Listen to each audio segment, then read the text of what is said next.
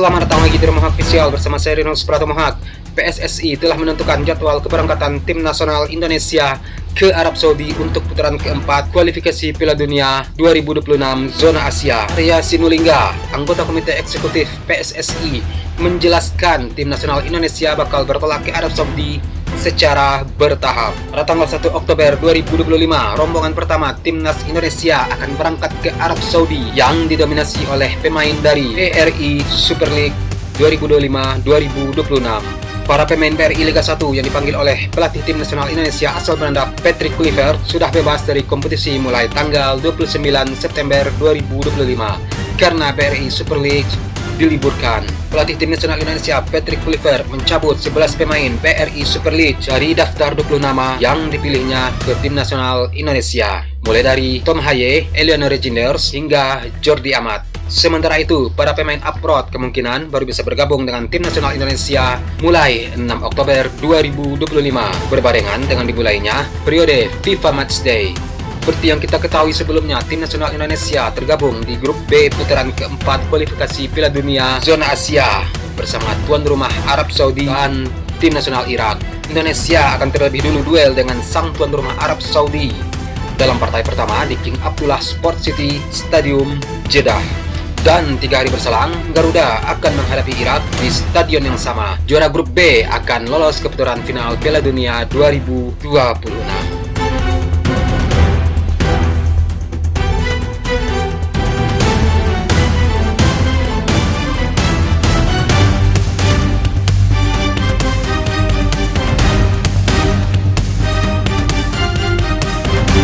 Ada sejumlah fakta menarik yang tersaji setelah PSSI merilis daftar nama pemain yang dipanggil untuk bergabung bersama tim nasional Indonesia dalam laga untuk menghadapi Arab Saudi dan Irak di grup B putaran keempat kualifikasi Piala Dunia 2026 zona Asia. Sang pelatih Indonesia Patrick Kluivert telah menemukan total 28 nama pemain yang akan menjadi tulang punggung tim nasional Indonesia saat menghadapi dua laga tersebut pada 9 dan 12 Oktober 2025 ini. Dan untuk pemanggilan kali ini, sang pelatih asal Belanda tersebut mencoret sejumlah nama bintang seperti Marcelino Ferdinand, Mes Hilgers, Ivar Jenner, Asnawi Mangkualam, Pratama Arhan, hingga pemain baru Adrian Wibowo. Dan dari daftar pemain untuk putaran keempat kualifikasi Piala Dunia 2026 zona Asia tersebut ada sederet fakta menarik.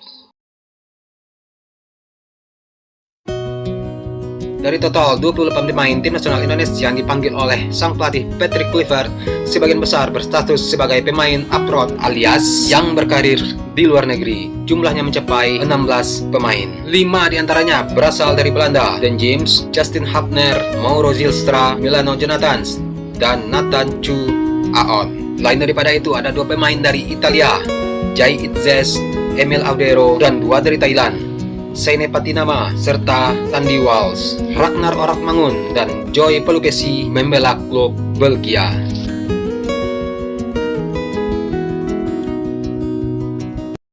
Stefano Lillipali adalah sosok yang paling senior dalam pemanggilan kali ini. Winger keturunan Indonesia Belanda ini menjadi pemain yang paling tua, yang mana pada saat ini sudah menginjak usia 35 tahun. Tidak hanya itu, Stefano Lillipali juga berstatus sebagai pemain yang paling lama memperkuat tim nasional Indonesia. Lillipali mengukir penampilan pertamanya sejak tahun 2013. Artinya, pemain Dewa United ini telah melewati sejumlah era pelatih di skuad Garuda. Namun Mauro Zylstra adalah pemain paling muda tim nasional Indonesia untuk kali ini. Striker asal klub FC Volendam itu saat ini usianya baru menginjak 20 tahun. Rekam jejaknya bersama timnas juga masih minim karena baru mengukir 2 penampilan pada September 2025.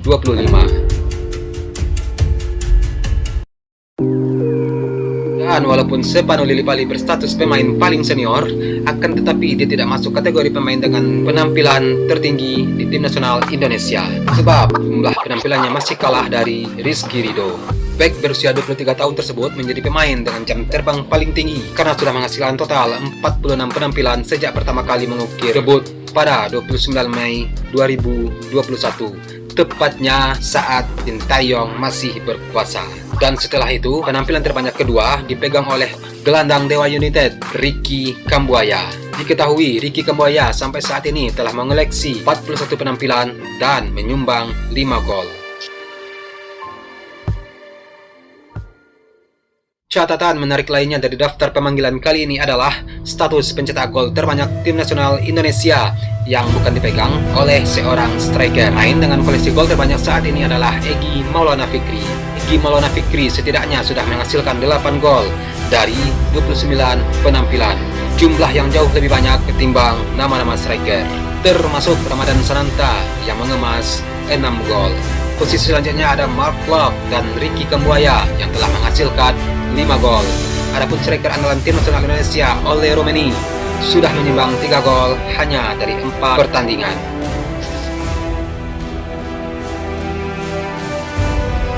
Keputusan sang pelatih Patrick Kluivert mencoret sejumlah pemain bintang tim nasional Indonesia memang sempat menjadi pertanyaan, sebab sang pelatih asal Belanda itu justru memanggil 2 nama yang baru pulih dari cedera, adalah Martin Paes dan Ole Romeni yang sempat absen dalam beberapa laga timnas Indonesia. Menariknya, Paes dan Ole sama-sama belum mengukir menit bermain di level klub sejak mengalami cedera terkini.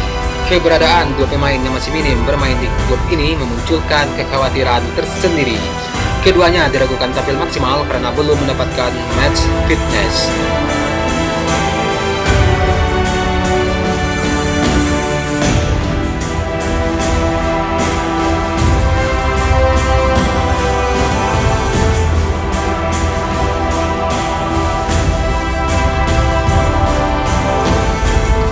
Oke, semangat timnas Garuda. Semoga lolos ke putaran final Piala Dunia 2026 walaupun di Piala Dunia nanti.